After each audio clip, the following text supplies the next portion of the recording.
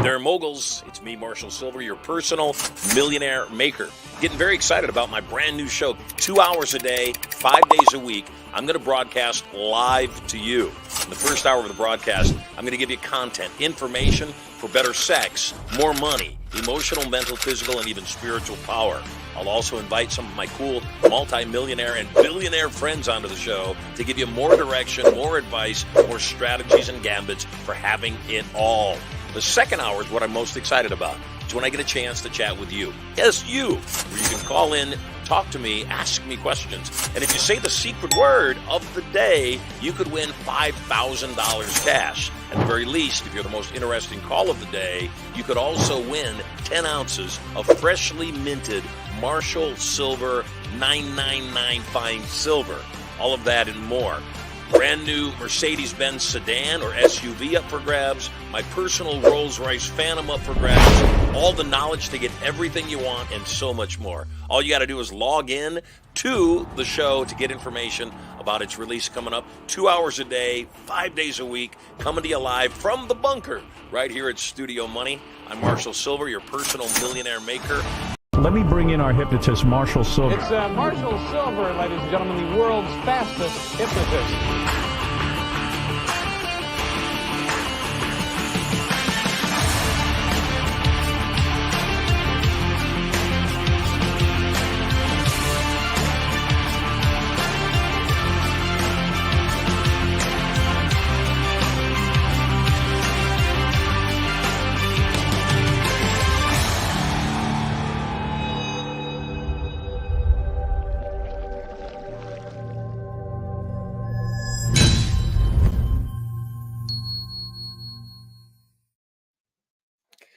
Oh, yeah. It is a glorious day filled with love, health, opportunity, and potential. How was your weekend? Trust you had an awesome one. I myself am extremely excited about this week. So many good things going on, so many things in alignment. You know, we're seeing some amazing things going on in the world. And sometimes, no, that's not true. Usually is a better frame. Usually it is darkest before the light. Things are as bad as they're going to get right before they start getting really good. And it's kind of like having a fever, and the fever rises up and rises up until it breaks. And then when it breaks, before it breaks, you think to yourself, I don't remember feeling good. And then the fever breaks, and then you feel better, and you're just relieved. And I think that's where we are. I know a lot of people are getting discouraged. Obviously, we saw the Trump verdict last week. And again, I love my country. I'm not a fan of my government right now. I'm just not. I'm not a fan of the attacks going on. I don't care who it is. I don't care whether you like somebody or not.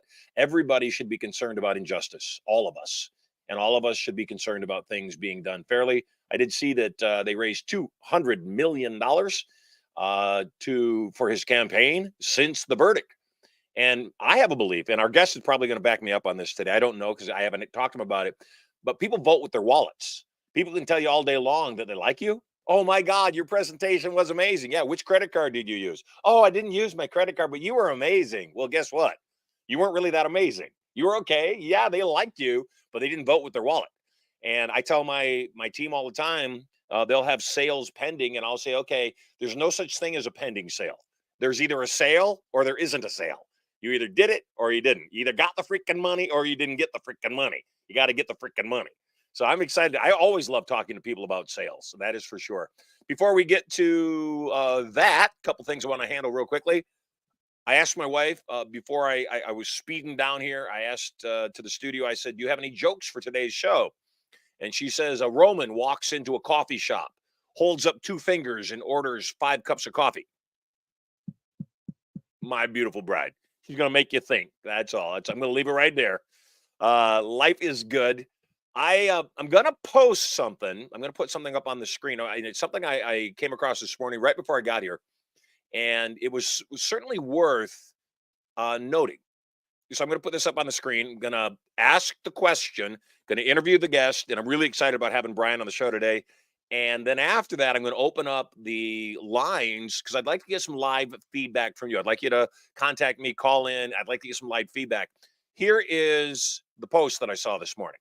This morning, I saw a post, and the post said, if a monkey hoarded more bananas than it could eat, while most of the other monkeys starved, Scientists would study that monkey to figure out what was wrong with it. When humans do it, we put them on the cover of Forbes magazine. So that's the stimulation for the day. That's the thing I want you to ponder. And toward the end of the show, after our guest, I'm going to open up the phone lines and get you on the show to take a look. So, at any rate, on today's show, we have an amazing guest, somebody I'm really excited to have as a part of what we're doing.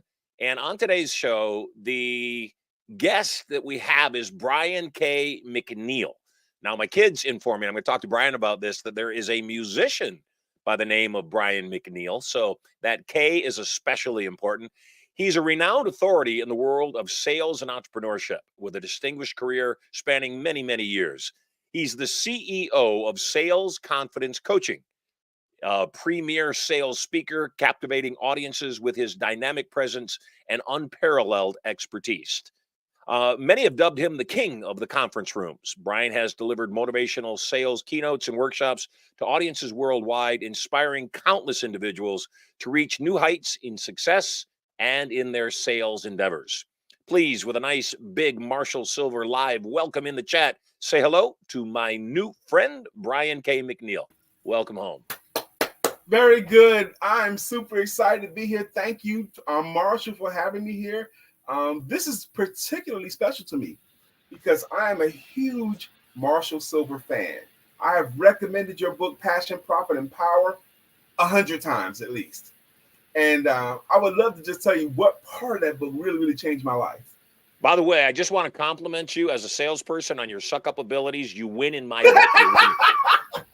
Good job. Way to start it. Well, that book so which part of the book impacted you? Designing your ideal day. Yep. Designing your ideal day with the detail. Where you waking up, what time you're getting up, who you with, what do you do for breakfast, what do you do during the day? As much detail, just designing that ideal day. And I did it two ways: designing my ideal day in my profession and designing my ideal day when I didn't have to work at all. But that thought triggered me. It changed my arc of life. Thank you. You're very, very welcome. My wife and I want to share something with you. I had some knee treatments done. I had PRP injected into my knees because I tore both of my meniscuses playing racquetball. And they said to wait about a month before anything strenuous. It's about a month. My wife woke up this morning. She said, "Would you like to go for a walk?" And the last time I attempted to go for a walk, I came back in massive pain. And so I said, I got to give it a couple more weeks. Let me just do that. So we went for the walk, and it was awesome. Number one, I got to go for the walk, and that was great because I feel like I can reclaim my health.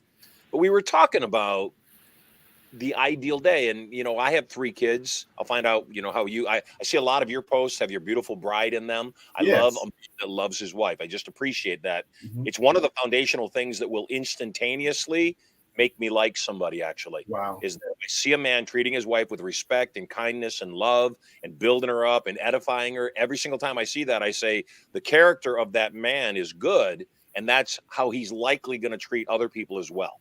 Amen. And so that was but the thing that we were talking about was how grateful I am. It used to be, before I had kids, that all I could think about was making as much money as possible. I just want to have billions of dollars. And then when the kids came, I realized what I really wanted to do was just spend time with my kids. And if it was a balance between making more money or getting more time with my kids, I just want more time with my kids. And that I don't think a lot of people stop and pause, just like what you were just talking about, and say, what would the perfect day be? You know, would I spend the majority of my time with my family? Would I, compartmentalize them and get them over here while I go do this thing over there? And I was particularly thinking about parents that are in the military and they got to go away for months at a time, and how hard that has to be. So at any rate, I'm glad that mattered to you. How long have you been married? I've been married now for 25 years, but for that was spaced out over 3 different women. And yes, for the current I was wife, about to ask you that. and my last and best current wife, we've been married for 8 years. We had our 8-year wedding anniversary on March the 23rd. So 8 years for us. And it's been So amazing. how I frame that is people say, have you been married before? And I said, yes, I was married twice before I met my one true wife. There you go. There you go. Yeah. But we do work together, and that's super exciting to me. Just in case there might be one or two people on your audience who've never heard of Brian K McNeill, I want to let them know that I am a sales coach. I'm the sales confidence coach, and I rebranded to that just 2 years ago. I've been teaching people how to sell better for like 30-something years. But my coach asked me to survey my past clients and ask them, what did you really get from the experience of working with Brian? And then the word gigs out big time: confidence, confidence, confidence, confidence, confidence, confidence, confidence. So I rebranded myself the sales confidence coach. I like that. That's how I come to that. Mm-hmm. Yeah. Do you think that is not just sales? Is that everything? That our self-esteem and our confidence, don't you think that that's a major portion of anything we do? I do think it's a major portion of anything we can do. And I think it can be improved also, yes, sure. As a mechanical function. It's a major thing, and you can add to your confidence levels, and you can improve your confidence levels. Mm-hmm. So how do people do that?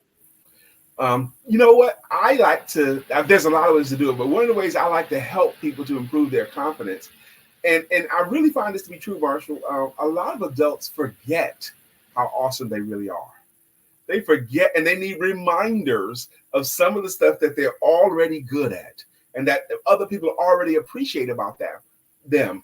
So when you remind them of what they're good at and you help them find these little wins, they stack and they start to feel better about themselves. And not only does it bolster their confidence, but it bolsters their courage for them to try again.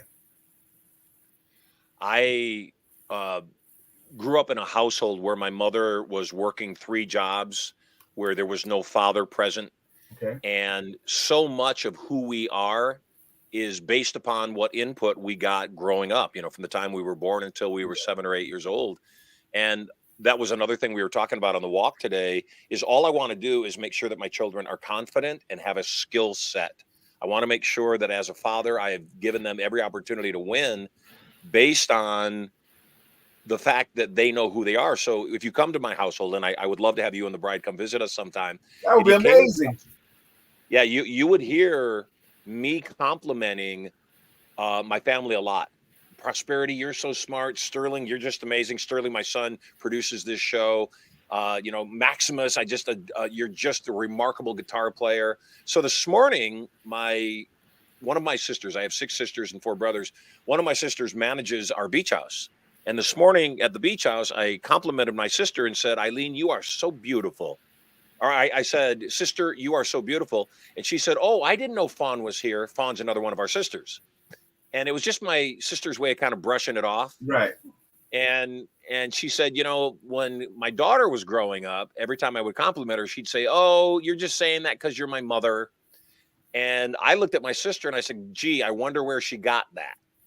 That every time somebody pays you a compliment, you brush it off. And isn't that part of the confidence building process, is to just start saying thank you? Yes. Somebody pays you a compliment. Right there. If You how say thank they you. accept the compliment is a strong indicator of how confident they are. And if you just say to them, next time you're complimented, simply say thank you and let that be your answer. That right there bolsters confidence too. Just the act of someone reminding them, just say thank you. Anything else, you're indicating a lack of confidence. And I love that thought that you compliment them a lot. And I do too. We host a podcast daily as well, Monday through Friday. My wife and I, we do it together. Co-host a podcast. And we've been doing it since 2016. So yeah, Monday through Friday. And we have a very loyal audience. But one of the things we do for our regulars is we serenade them. We sing them greeting songs and greeting logos to the people that contribute a lot. We've got like a bunch of them in our head. We're not great singers, but when they come on, we sing their songs for them and they just love it. Yeah, people like to be appreciated. Yep. I notice you're wearing a Hawaiian fishhook on your neck. You're the only person in the world that knew that off the top of my head. This is a whalebone, and it's in shape I'm a of a genius. fish hook. Yes, it Yep. is.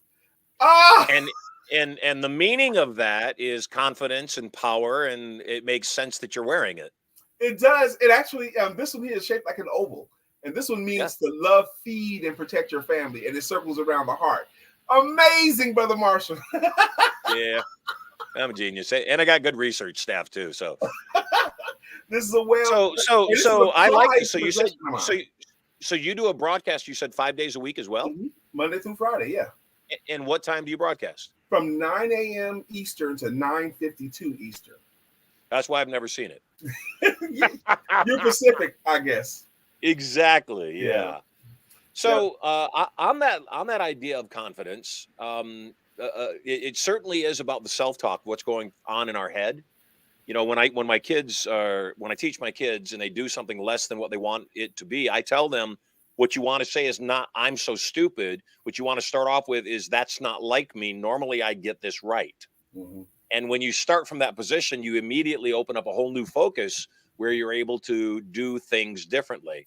One of the other things that I teach people is to get out of your head and make it about the people you're talking to. And so I'm not surprised that, you know, when you sing the the slogan for people, or you sing their whatever Their you name, call and it. we put their name in it. Okay. So if you did one for me, what would it sound like? Oh my. Well, we would make sure we know. We find out what genre of music that you like, and we put Marshall Sylver's name in it. Like this is one guy named Ernest James Usher. So, but he does web designing. So we say we do a Stevie Wonder parody of him. If you need web designing and some digital marketing, don't call me. Call Ernest James Usher. You know, we'd sing that to him. Now, Marshall Sylver, I'm a fan of yours, so I would have fun finding one, especially based upon what genre of music that you like. Do you know who Torrin Wells is? Torrin Wells, don't ring a bell. Help me. Yeah, Torrin Wells, a really great Christian artist. Mm-hmm. Yeah, and we listen to a lot of Torrin Wells in this household, but we I will love find music them. here. And next time I'll sing your jam. You know, I like it. Yeah, I like it. Sylver I'm jam. looking forward to hearing my jingle. I want to say this too. You talked about when I have a client, we have two rules when I work with a client. Two rules, and we establish them very early. The first rule is no silent dissent. That means if I say anything that they disagree with, will they please agree to let me know? But the second rule is no insulting Marshall, if it was you or Susan or John. Because adults, we insult ourselves a lot. Little insults. I'm always late. I'm so clumsy. I can't do math. And I established for them no insulting you in any area. The worst thing you can say about yourself in any area is that you're getting better at it. So if you're horrible at closing sales, you can't say I'm horrible at closing sales. You can say I'm getting better at closing sales. And that awareness of it makes it true. So that's an agreement we make them do. Mm-hmm. I like that. You know, it's very much when I teach people how to work with customers, prospects, I tell them you got to treat them like they're bright 7-year-olds. And you've got to communicate as if you're a bright 7-year-old.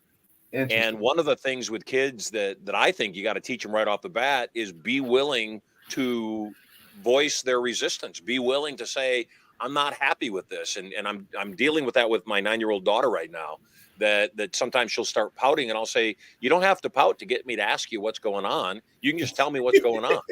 You say, hey, Dad, you know, my brothers are doing a video and they're not including me, and I really wanted to be a part of that. And then I can either help you understand why you're not a part of this particular video, or also at the same time communicate to your brothers that they, you know, please include your sister when you're doing something wherever you can. Yeah. And so I think that's just so powerful to give sales people the knowledge that, yes, you want them to object to you, pretending like they don't have pretending they don't have that. And by the way, I don't use the word object. I use the word resistance. Okay. And then I tell my students, play with resistance. Don't deal with objection, just play with resistance, because they wouldn't have an objection unless they were interested. They wouldn't have resistance unless they were giving you attention already. So give me some sales strategies. Is there a process that you like to take people through in what I call the persuasion equation? Absolutely. Now, a couple of things. First off, some people say, like when I have an audience, I'll say, how many people here? I say, are there any single women here? And there'll be a smattering of hands go up. I say, great, ladies. I got this guy I want to introduce you to, and he's a salesman type. Now, what kind of image comes to your mind? And they'll say some stuff. They'll yell out, fast talker, pushy, whatever. And I say, is your image overall more positive or negative? It was definitely negative. And I didn't tell you anything about the guy other than what he did. I didn't tell you if he was tall or short or nice or not nice, anything. All you had was that in your head. And I said to them, when was the last time you met a pushy or tricky or slickster, backslapping, joke-telling salesperson? And most people can't even remember the last time they even saw that because that guy's gone. But holding that image in your head is going to hurt your ability to do that because your subconscious mind is going to not let you do things that you find distasteful. So first thing I do is I help them to understand, and they say, are anybody here afraid of selling? There'll be a lot of people afraid of selling. And what we quickly learn, Brother Marshall, is they're not afraid of selling. They love to sell. If they ever offered anything, have you ever offered a bicycle or a bed or a car to sell? And when someone bought it from you, they gave you the money for what you offered. Had you ever walked away from that exchange feeling bad that they gave you money for something that you offered? No, you didn't. You loved it. What they don't like is the potential for rejection. You mentioned that word a couple of times. By reframing the word rejection, that could be helpful to them. That's what I said. They're afraid of rejection. And to the degree that they can conquer that fear of rejection is to the degree that they can succeed in the world of selling. I'm tempted to take you through an exercise I take everyone through, Brother Marshall. If you're willing, I'd ask you 4 questions. Go ahead. Okay, question number 1, Brother Marshall Sylver. I want to put you in a scene. If you were at a live networking event, where it was a good one, where you're meeting your kind of people there, you're having a good time, your kind of scene. And someone at this scene that you didn't know before, they said to you, Marshall, what do you do for a living? In that kind of a scene, what would you say? I would say, and I get the same thing as a hypnotist. I would say I'm a hypnotist. And then often I get, oh my God, don't look at me. And so because I know what the conditioned response is going to be, I don't say that. What I say is I make millionaires. Amen. Amen. That's funny you said that because I'm a Marshall Sylver disciple. I like your stuff. But I saw this one talk show you was on many, many years ago. You had a shock of dark black hair and you had your sunglasses on. Didn't we both? Yes. This is the style now. No doubt. If you want to be sexy. You had your glasses on. And then you took your glasses up, you said sleep, and they went like everybody went out like a whole row of people or something. I was like, wow. Yep. Yeah. So what's question number 2? Question number 2. Who do you believe? I know this is going to be rudimentary to you, but who do you believe would pay for your services? Everybody that's smart. Everybody that's smart. That's question number 2. Question number 3, once they decide to pay you and they're taking your counsel, they're doing the things that you want them to do, what do you call them? I call them my students. Your students, great. And then the last question of my series. So, Marshall, what business would you say that you are in? I am in the subconscious reprogramming business. Ooh, love it, love it, love it. Now, I'm going to take what you just told me, and I want to pretend I'm doing what you're doing, but I'm going to put it through my filters, okay, my system. So please just ask me, what do I do for a living? What do you do for a living? Marshall, you know how there are so many people that recognize that they have gifts, skills, and talents, but they haven't transmuted into money. These same people want to have significant money, but they seem to be impeded. They can't figure out how to get past a level, and that frustrates them. You know what I mean? Yes. Right. Well, what I do is actually help these people to free up the blocks that they have. And I do it through my services by helping people through their subconscious so that they can not only get past their self-imposed hurdles, but actually quickly move to the levels that they want because they have freed up their minds. Now, how was my answer? Long. Yeah, well, it was less than 30 seconds. But what I did was I put it in a story format.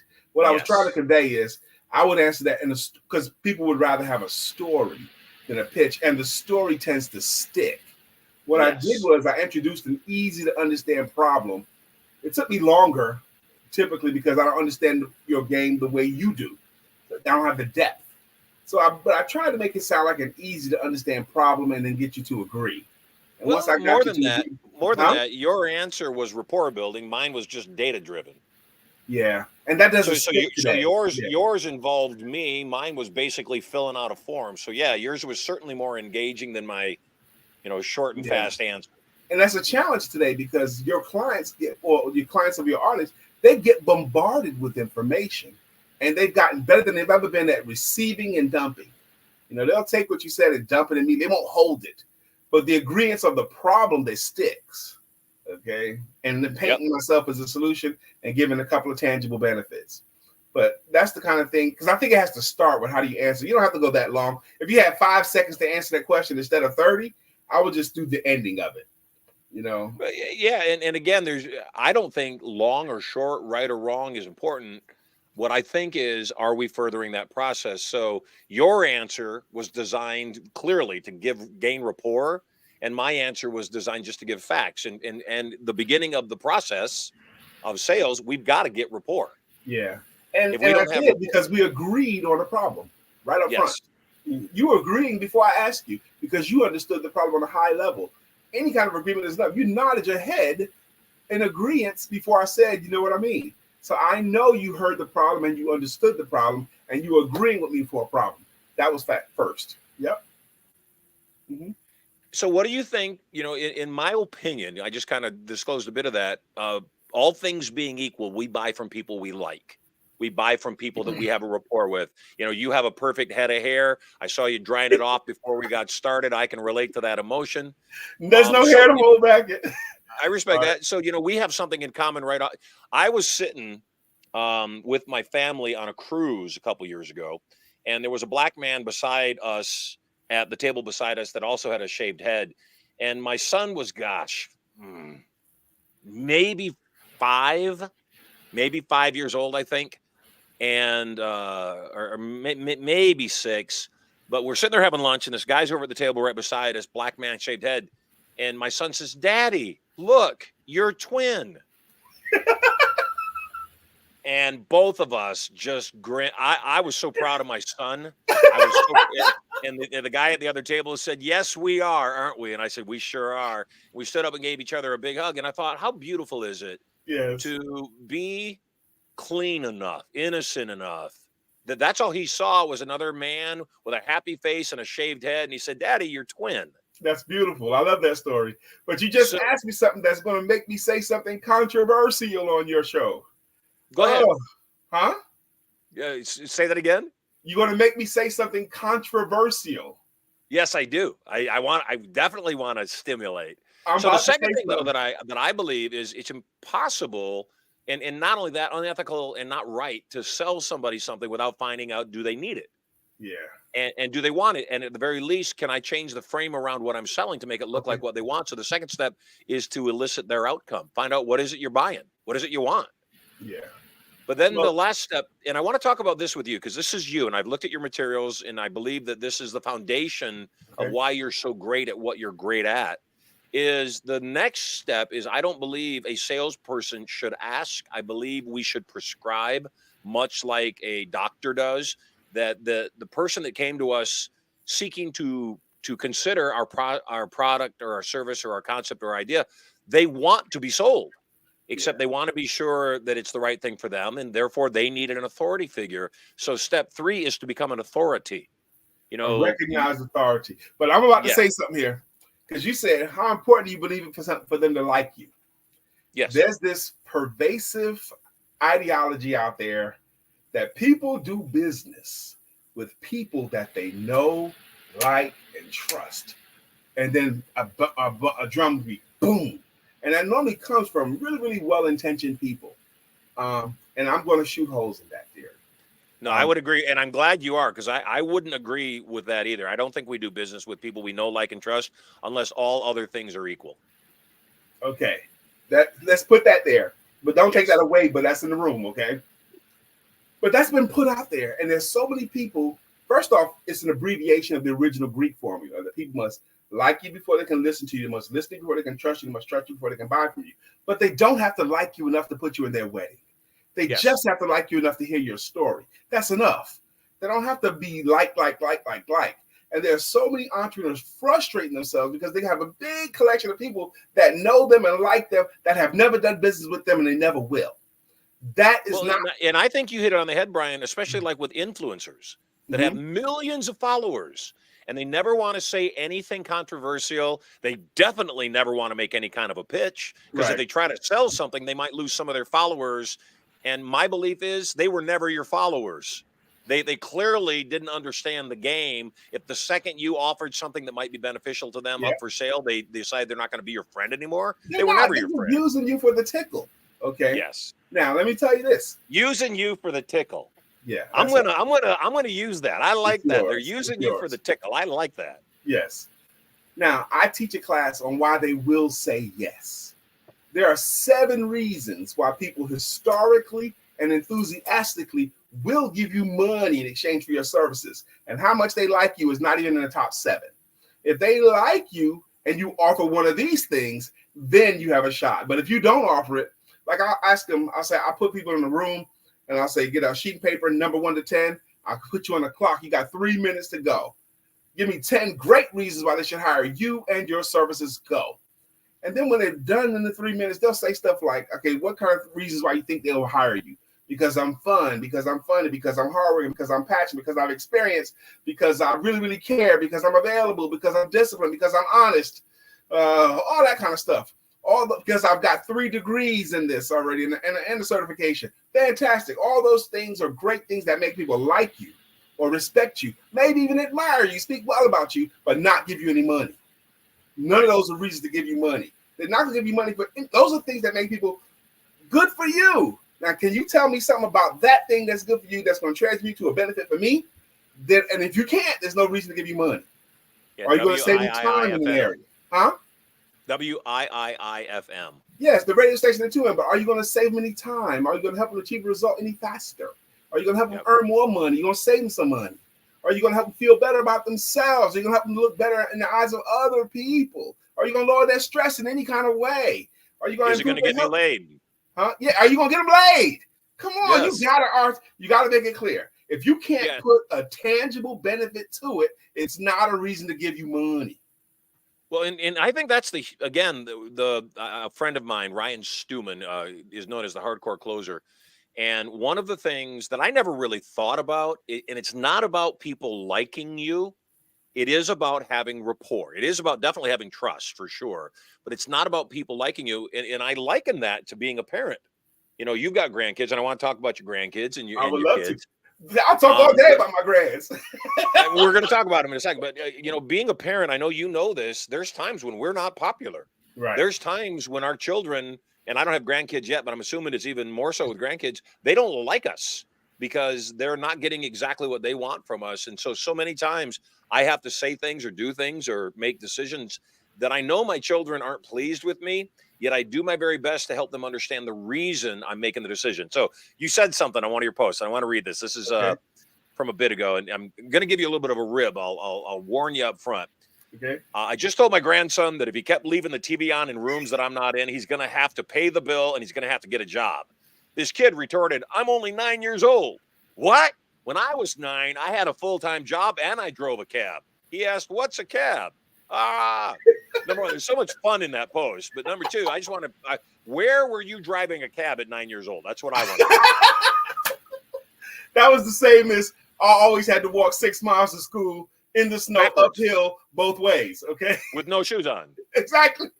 Exactly. I want to say this to you. I also understand the gist of what the post is, because even this morning on the walk, even, the thing I started the show off with talking about the monkeys hoarding bananas and why aren't they sharing the bananas with their monkeys?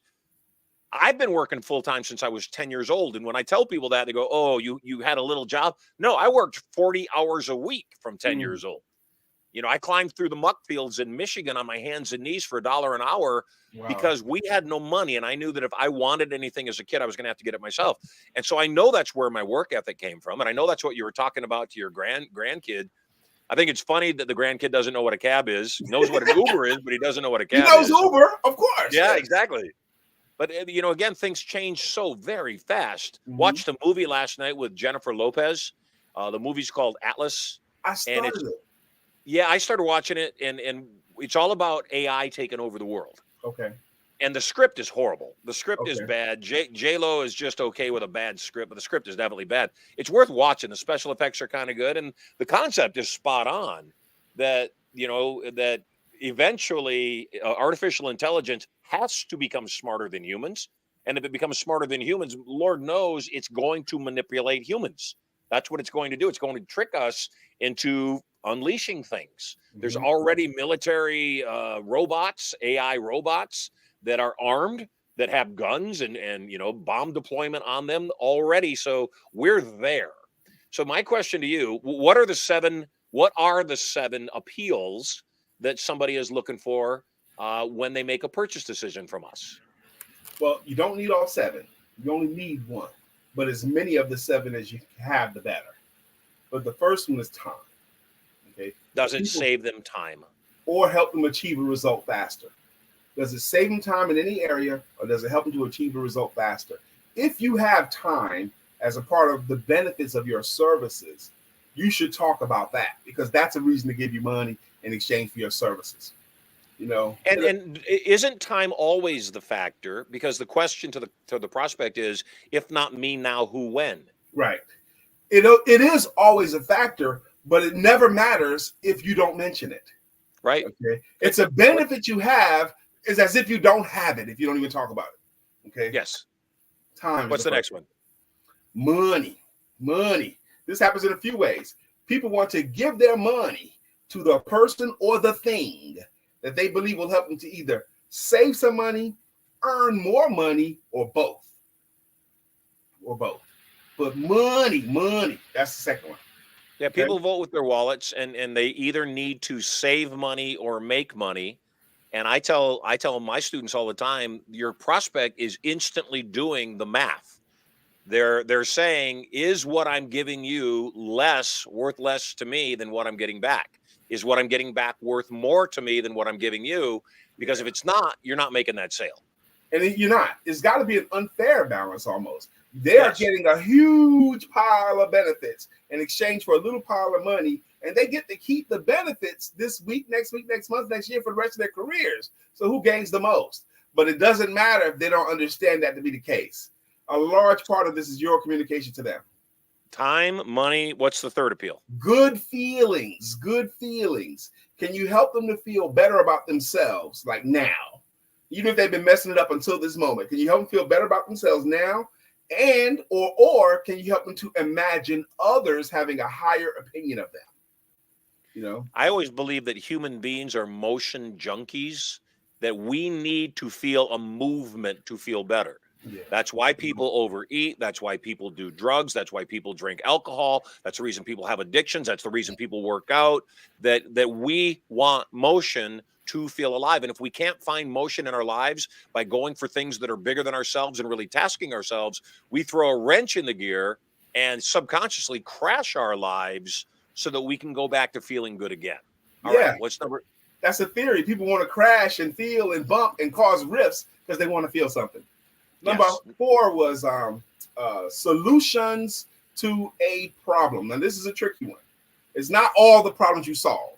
If solutions to a challenge. Solutions to a challenge. Yeah. Well, the big and obvious one that can be solved by you and your service. What is the big and obvious problem that's solved by you and your services? What problem solved do you want to be known for or an authority in? And I love this because it's also identifying what couldn't they solve without us. Yes. Because that's the key. Because oftentimes I think our prospects know exactly what they need, but they just don't know how to make it happen on a consistent basis. So that's why they need outside help. And it's like somebody. That's going to be it. They can't do it. That's why they need to hire someone. And especially in this day and age of access on the internet, and every piece of knowledge we could ever want is in our fingertips right now. And I think that is a piece of resistance that we as salespeople have to overcome. Is people say, "Oh, I could learn all this on the internet." Really? Okay. And our response is, "Yes, you could, absolutely," and you haven't. And if you haven't, there's a reason you haven't. And if you haven't, let me be the solution to get it done now. Because, yeah, you could go research it online and maybe you'll get lucky and you'll decipher, or I can give it all to you right now, save you the time and the grief. There is an investment for my services. What's number Yeah. 5? Number 5 is good health. Now, for some people in industries, I need to highlight this. You don't need all 5 of these. You don't need all 7 of these, but you need at least one. But the more of them you have, the better.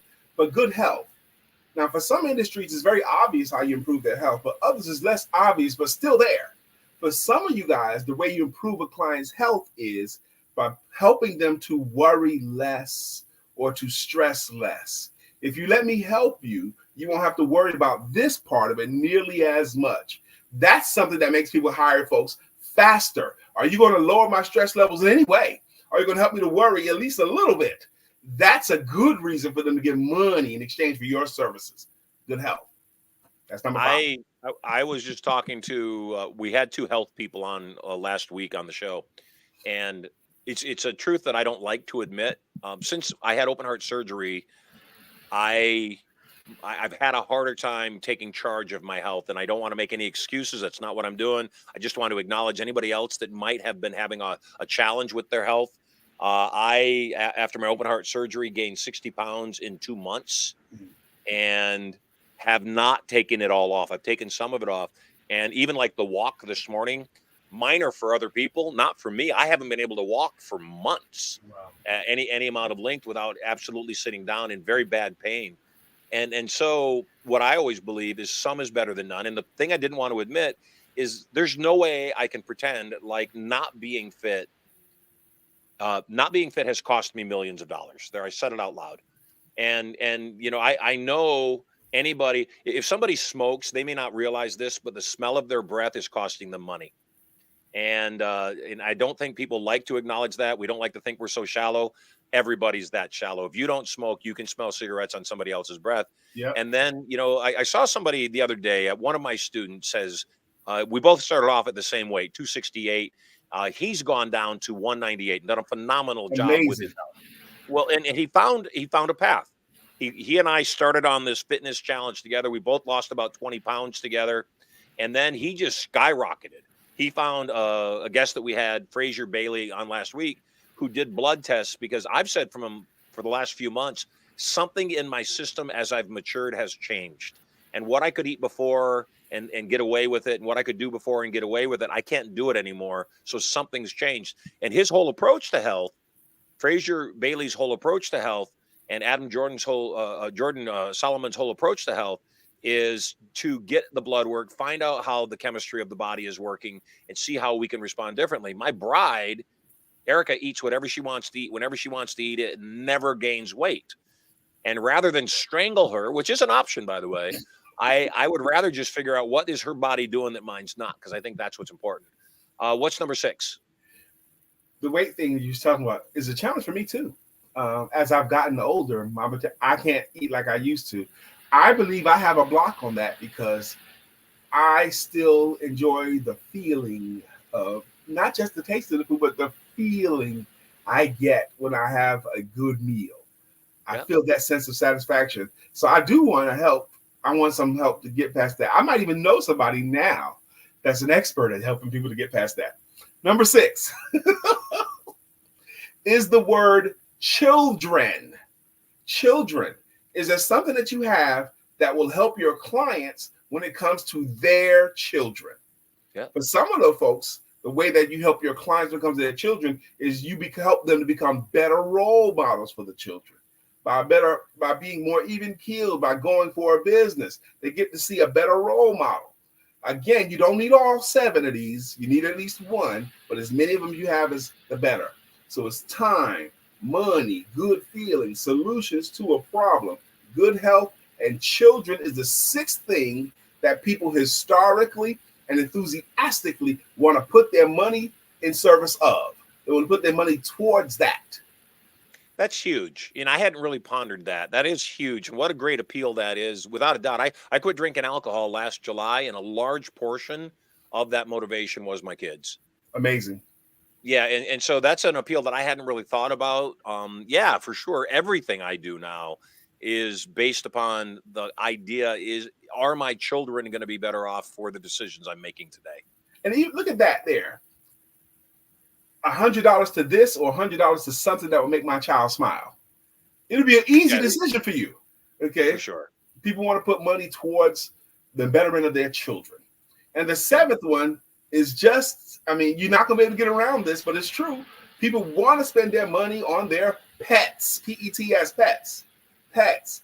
Is you don't need all seven, but is there something that you offer will help them? Some people just help them to spend more time or make it easier to move their pets around or take care of them. Pets, you don't need seven, but if you have a way that you and your services helps your clients when it comes to their pets, not pets in general, their pets, the one that they have, they want to put money towards that.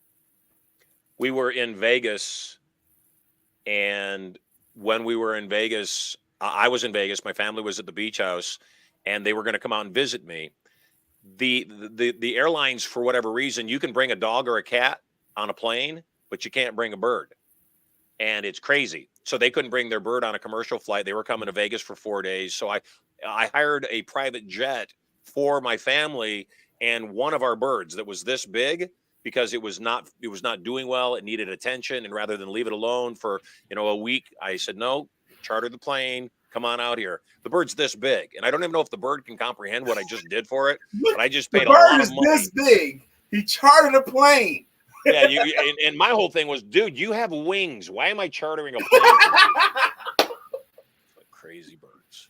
Oh, but yeah, I would agree that and I would, because you look at the amount of money people spend on their pets. I just the other day saw an ad for a whole line of car carriers for pets, for dogs and cats. And I said, do people really spend that kind of money on their pets? Money on that. They spend money on suits for the dog to take family portraits in. I have a friend, he makes a great living making little jackets for dogs to pose in like a formal family photo. I love it. I love it. Again, these 7 things that people want to put their money towards, how much they like you didn't even come up yet. Okay, it hasn't even come up yet.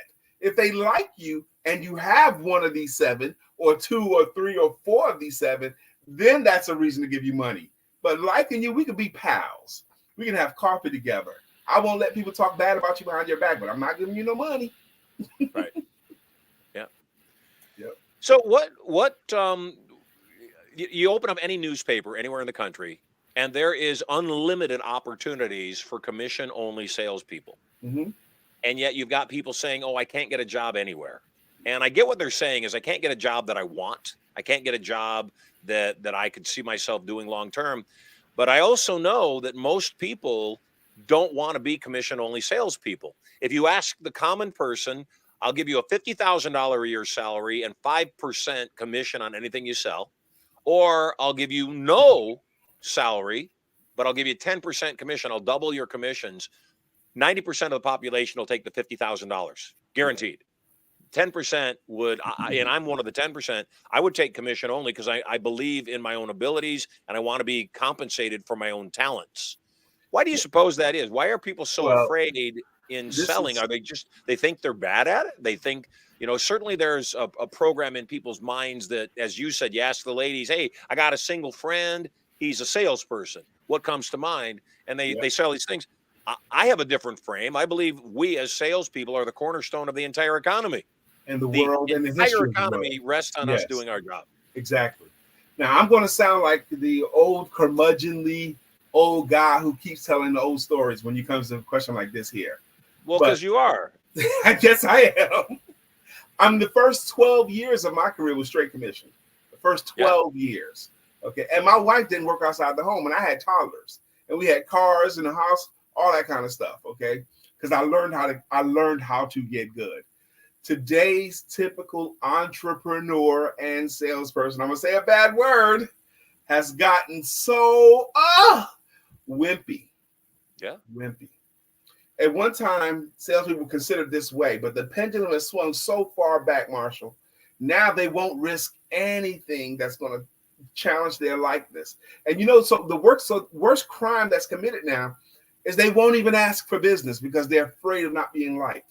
That's the number one crime I see entrepreneurs doing.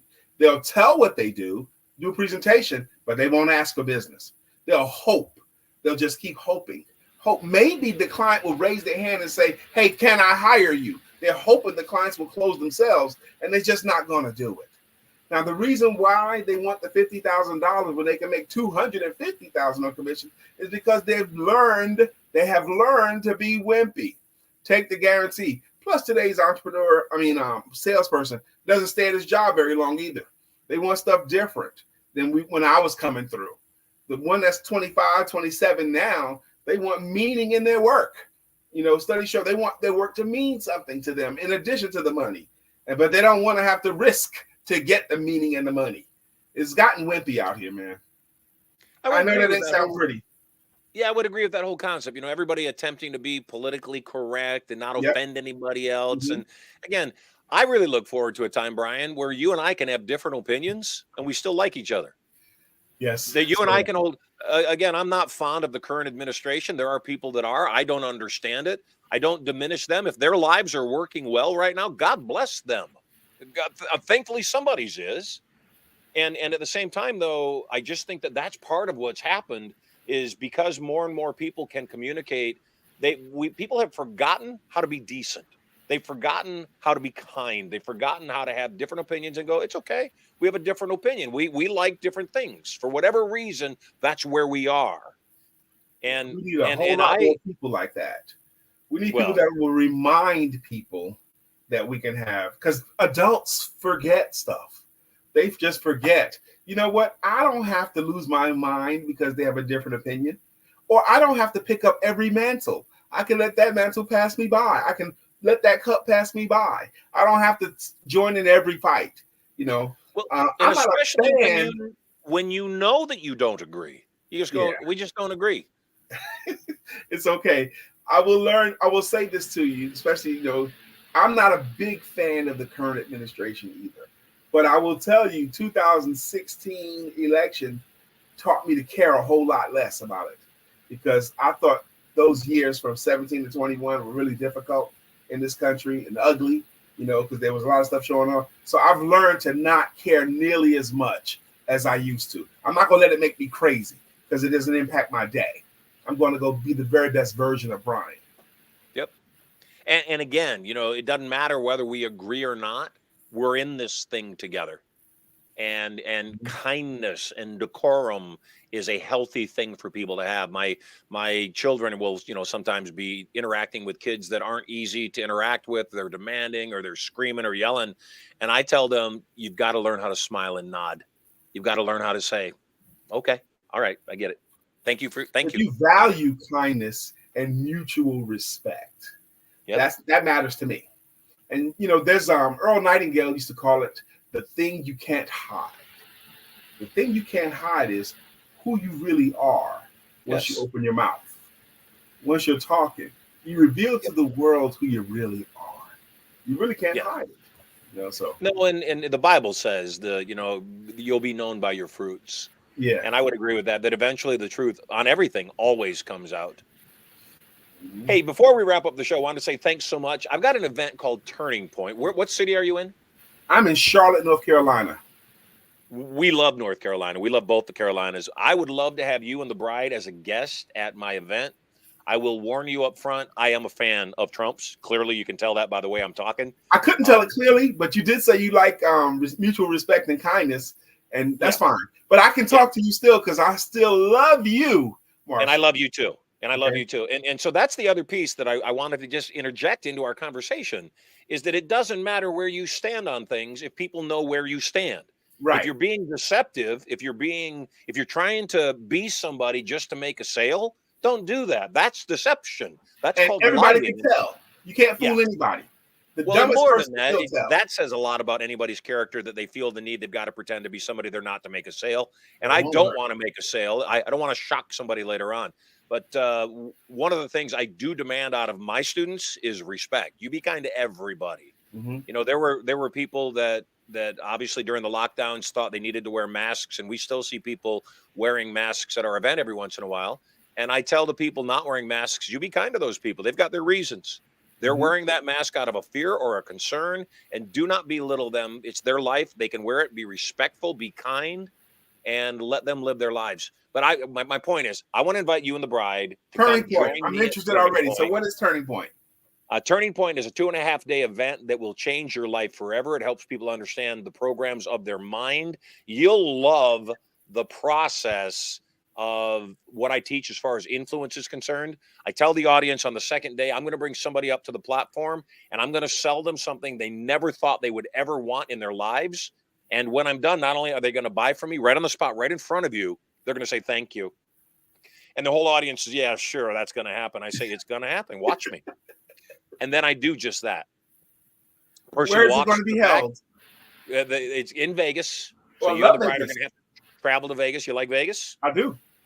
Well, we would love to have you come. So you got 2 free tickets. Whoop, whoop. They're worth $3,000 a piece. You and the bride come join me. If you've got any family members that are also inclined, you are my guests. I'd love to have you there. July 16, 17, and 18. Well, we are there now. You July got it, man. 16th, 17th, and 18th. All I needed was an excuse to get to Vegas, and this just worked. So your wife can thank my wife for that. You're gonna love it.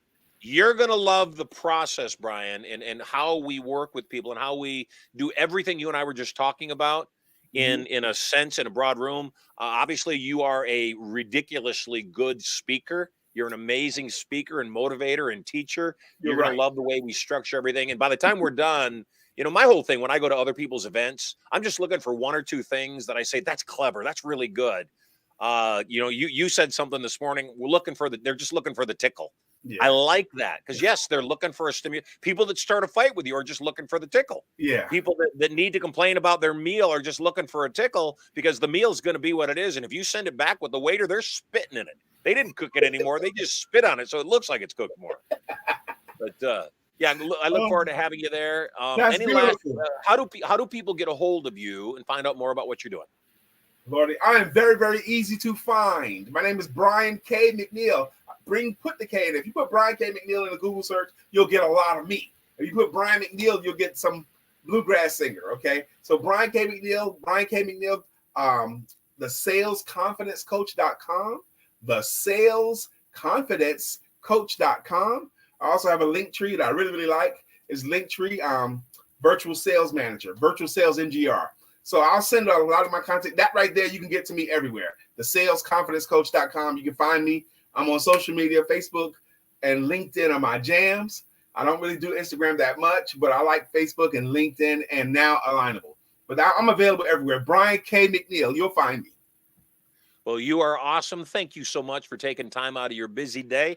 I look forward to seeing you and the bride in Vegas next month. And until we speak, be blessed. I would love this clip too. You got it. We'll make sure you get a copy of the show as well. Thank you, sir. You betcha. Take care, my friend. We have the best guests on this show. I have so much fun. And I really love, again, talking to people that have different opinions. I don't need people to agree with me. I would have to be very shallow and insecure to need people to agree with me. And maybe that's the message of the day. You don't need people to agree with you. And if you need people to agree with you, it's not their challenge, it's yours. There's a song by one of my favorite artists, Justin Bieber. Don't laugh at me. The human being, he's not a kid anymore. The man has always been very, very talented. And he's got a line in one of his songs that says, my mama don't like you and she likes everyone, which is to me a really good indicator of whether somebody or not is kind. Because my mom was the same way. My mom very much loved everyone, but every once in a while, very rarely, every once in a while, though, I'd bring a gal home and she would say, that girl is poison. That person is not a good person. You should run. And she was right 100% of the time.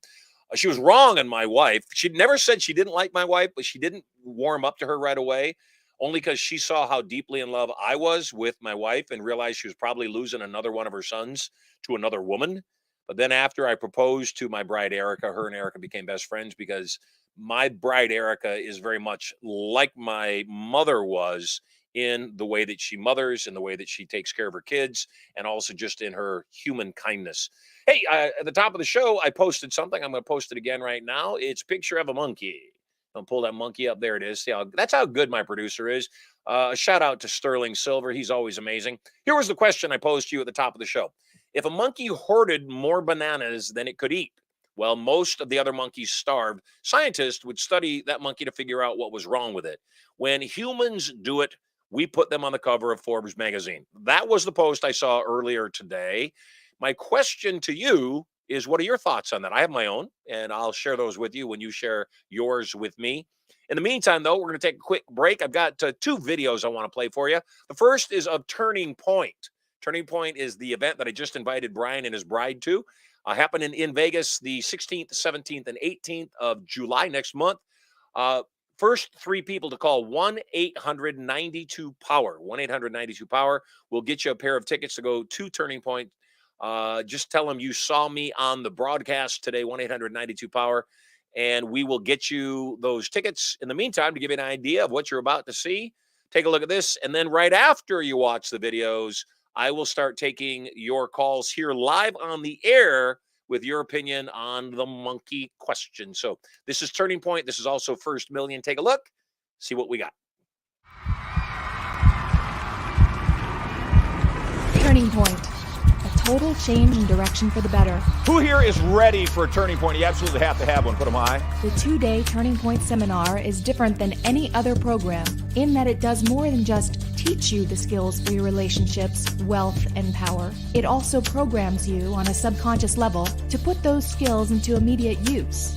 This weekend is about empowerment. This weekend is about you understanding how to take charge of your own life. You will learn total control of your thoughts and emotions. How to use PND, or psychoneural duplication, to take on the thoughts and actions of others to produce similar results. Whether it's losing weight, changing habits, being a millionaire. When you think what a millionaire thinks and you do what a millionaire does, you'll produce similar results. You will learn to program these powerful tools at a subconscious level for immediate and lasting results. Your conscious mind is what's called your critical factor. It's the mind you're using right now to determine whether the information I'm giving to you will work for you or not. Your subconscious mind, on the other hand, is merely a computer. It's non-critical. It doesn't even have the ability to make judgment. So all trance, hypnosis, reprogramming is setting aside the critical factor of your conscious mind and non-critically accepting suggestions. And empowering. To make a fear vanish, you must experience it fully. As it helps you create your life exactly the way you want it. Bring your family closer. Find the love of your life. Create strategies for wealth. Learn irresistible influence, and so much more. Because of the intimate nature of this course, seats are very limited. Register now before your life passes you by, and there are no more turning points for you. Tens of thousands of people have learned this information and are using it daily. You don't get angry if you get fired from your job and you know that within 2 years you will be a multi-millionaire. It's your time. There's a way for you to win this game that is different than how you're doing it, and it works. It's your life. When you learn how to do that, you become more powerful, and power is for use. It's your turning point.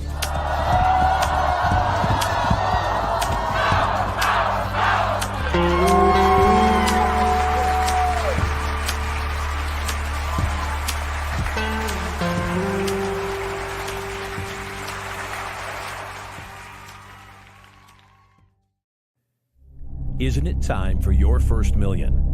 Wouldn't it be wonderful to be able to do what you love and learn how to monetize that on a 7-figure level? Do you want to know exactly what you need to do and what not to do to have your biggest year ever? If not now, when? First Million. A 2-day subconscious learning experience that both teaches and programs you with the personality traits and habits of multimillionaires. At First Million, you'll learn how to take almost any wealth vehicle to a 7-figure level or better. You'll learn how to stop using vehicles that don't work, are too difficult, or simply unsuited for you. Making money is supposed to be fun. Stop living your life, getting ready to live your life, and start living a life of adventure. First Million was crafted to not just change what you do, it's also going to change who you are. Instead of trying to become a millionaire, you'll learn that you're already a millionaire, even if the money has not yet been deposited in your bank account. Beyond mindsets, You'll learn the actual personality traits of multimillionaires, so you'll naturally do what millionaires do to produce a similar result. One of the key personality traits of a millionaire is charisma. Imagine being able to walk into a room and without speaking a word, have the entire room drawn to you. Imagine others hanging on your every word, wanting to be near you, to be in business with you, and hungry to buy whatever you're selling. First Million will teach you how to use the charisma that politicians, entertainers, CEOs, and celebrities use to move nations and make millions. You'll also learn how to get more done in less time. You'll learn priority management and what the highest and best use of your time is.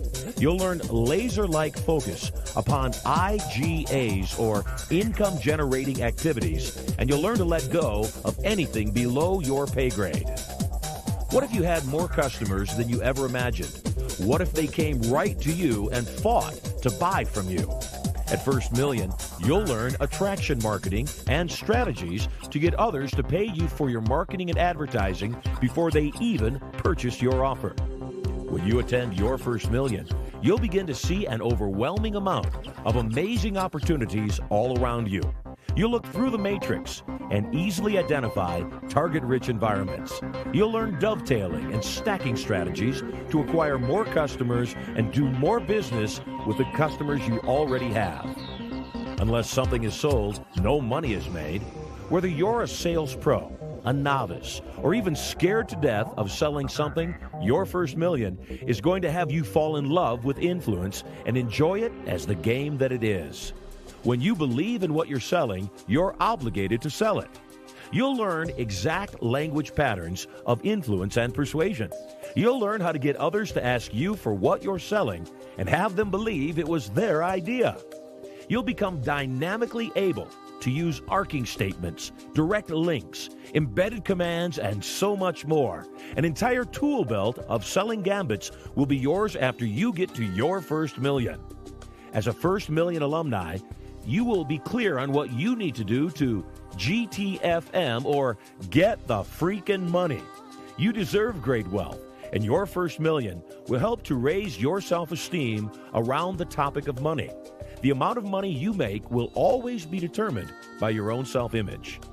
You'll learn what billion-dollar corporations already know about outsourcing, how to get anything below your pay grade done for pennies on the dollar. Your First Million will give you the groundwork to understand presentation skills and the highest paid profession on the planet, public speaking. When you graduate from Your First Million, you'll be able to create presentations that inspire with confidence and power. If all that weren't enough, there's so much more. Making Your First Million is almost certainly going to require that you manage at least a small team. You'll walk out of the course with the knowledge of how to lead teams and synergistically get more done in less time. Technology has made our lives so much easier as we've learned how to harness it. The First Million course will teach you what is up to date and available in technology so that you can use that cutting-edge technology to get more done and have more fun. You'll also learn how to harness the power of the internet for massive passive profits. Every time you attend Your First Million, you'll learn new technology and internet marketing strategies, as these two portions of the class change every time you attend. It's like getting a brand new seminar each time you come. If you're a representative, you may attend Your First Million as often as you like, totally free, with your enrollment in the First Million course. If you're not yet a rep, or if you have not yet invested in Your First Million, enroll now. Everything begins in thought, and you know what you want to say. Go ahead, say it now. Say it out loud. I'm ready for my first million.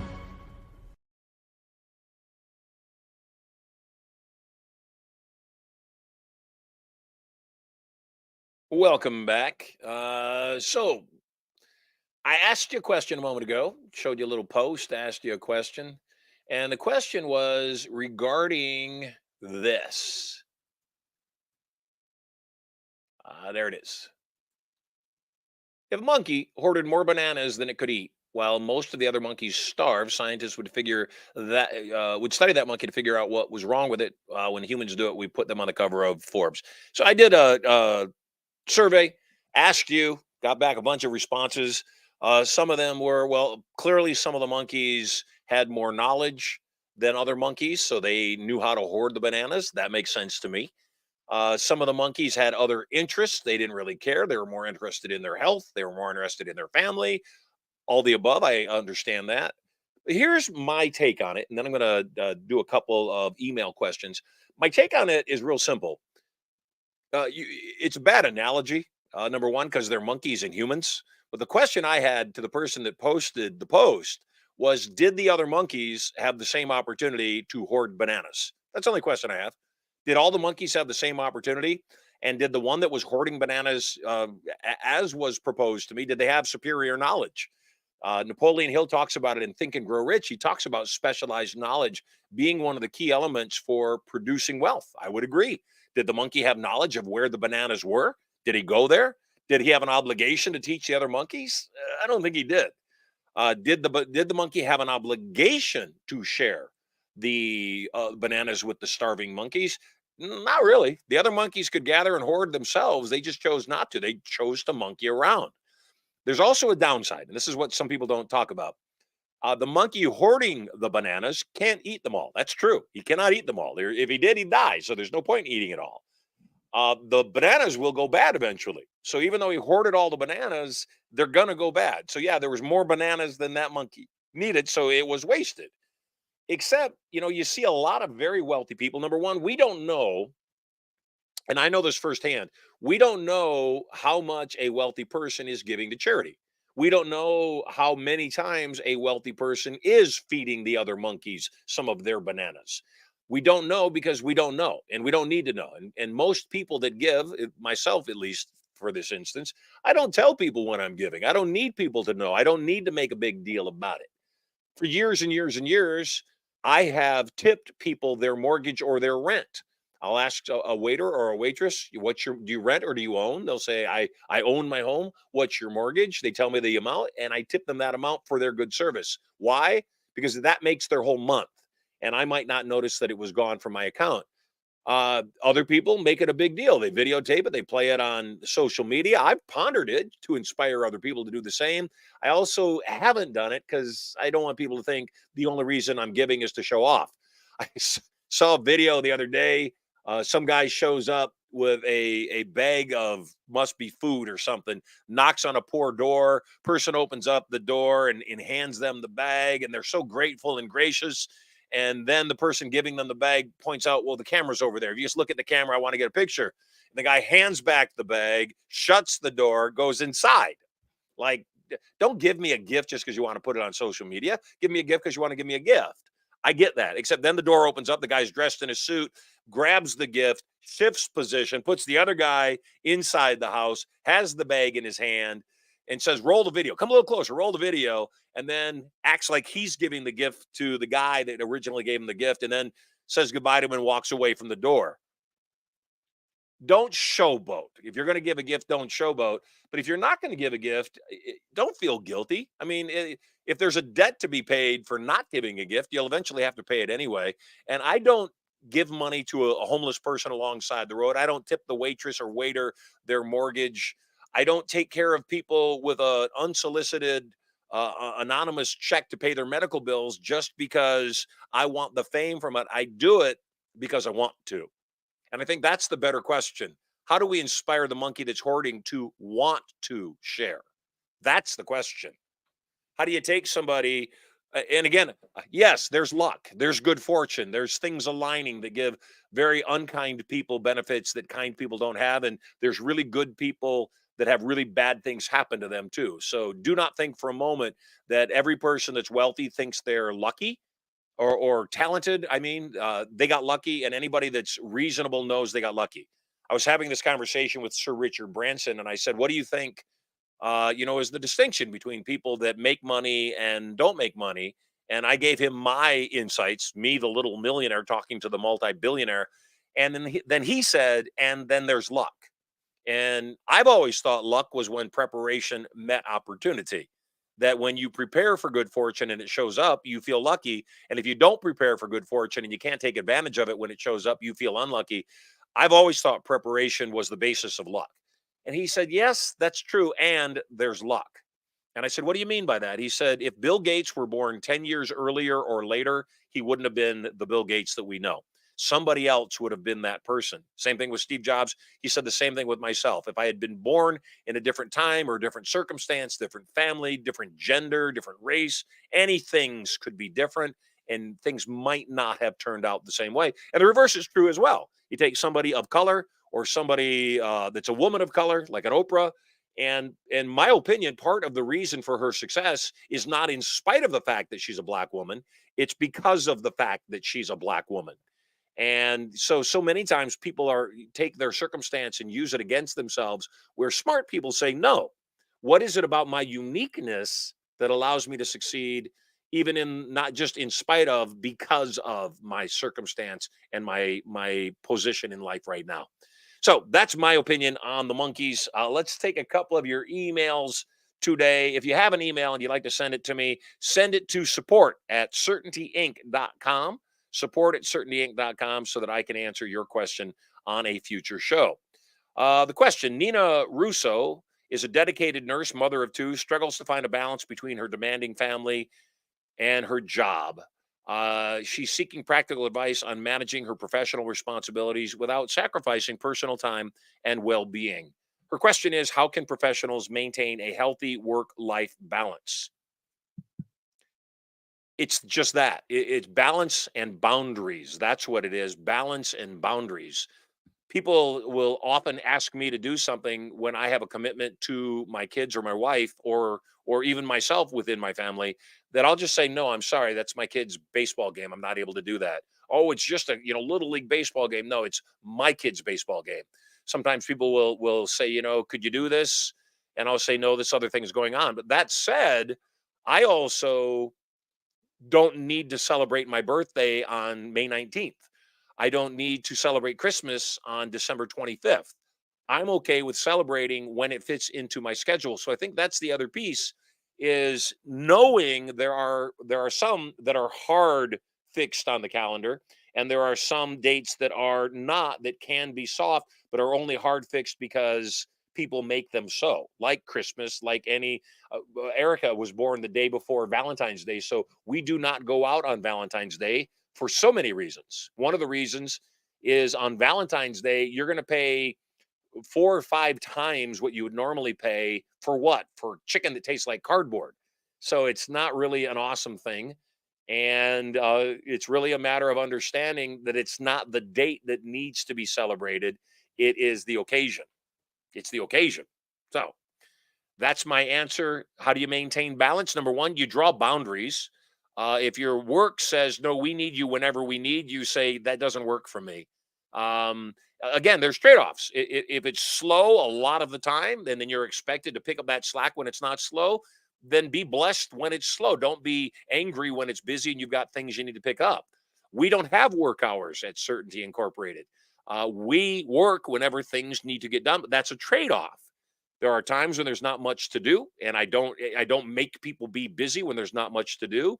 And yet when there are things to do, I don't like to hear, oh, I'm sorry, I got this or that going on. Then should I just find you more to do when it's not busy? Will that make up for it? Can we have a balance there? Next question comes from Alex Thompson. Alex is a project manager in a creative agency. He's noticed that projects with high team collaboration tend to be more successful. He's looking for better ways to foster a collaborative culture within his team. And the question is, what are the benefits of collaborative teamwork and how can it be encouraged? Kenny Loggins sings, I once met a man who knew where he was going and he invited everyone to come along. I agree with that. That when a company has a vision that is bigger than the company itself or bigger than the founders, then the vision will be carried by the collaboration of the team. And so one of the things that teams like to know is, what is the target? What is our outcome? What is a winning score? I got a pinball machine for my birthday for myself, a Houdini pinball machine. I love it. It's amazing. And the Houdini pinball machine has a high score. Houdini, it comes with a high score programmed in by Houdini, of course. It's his pinball machine. I beat the high score, and then my middle son's Maximus, massively competitive. I would say out of the three, probably the most competitive. That's how he's wired. Everybody's wired differently. So Maximus will play any game until he has the high score. So knowing that, I like to watch Maximus play because he figures out strategies to get a higher score. That's collaboration. That's me watching what he's doing that's getting him the higher score. When you get this bonus, Dad, you got to shoot for these targets. When this is playing, here's how you get multi-ball and so forth. So one of the things is to understand in a collaborative team network, what are people's strengths? You don't even need to know people's weaknesses. Those all, get flushed out in the rinse. What you want to do is know everybody's strength. I'm not great at details. I do really well with people that hold me accountable. I do really well with people that say, hey, did you do that? Have we filmed this? Is this done? I think a lot of times people don't like to ask me because they don't want to bother me, when that's one of the best ways to work with me is to ask me again. Kids are really good at this. Kids will ask until they get an answer. If they don't get a no, they'll ask again very quickly. People that care about you will keep asking you, when are you going to take charge of this particular area that you haven't taken charge of? I remember, even though my wife never gave me grief about drinking since she doesn't drink alcohol, she consistently would motivate me and inspire me and nudge me without nagging me as a part of my team. This morning, when we woke up at 6 a.m., first thing Erica said is, would you like to go for a walk? She's a part of Team Sylver. So yes, I do. And while we were on the walk, I said, thank you for asking me the question. Thank you for the nudge. I've been feeling kind of stuck and realized that I need to get unstuck. And sometimes that's all it takes. I was worried about walking and coming back and having my knees be in such bad shape that I couldn't walk again. And thank you, God. My wife nudged me. We did a nice, probably a little over 2 mile walk today. Not a big walk, a small walk, relatively speaking, yet perfect, just enough. Lots of hills, lots of valleys. So good workout on the knees. And the good news is I'm not feeling it right now. So tomorrow, 3 mile walk. The next day, 4 mile walk. Next day, 6 mile walk, and so forth. So I think that the collaboration has to do with team victories, that the team needs to know what's a win. How are we working on this together? What do people bring?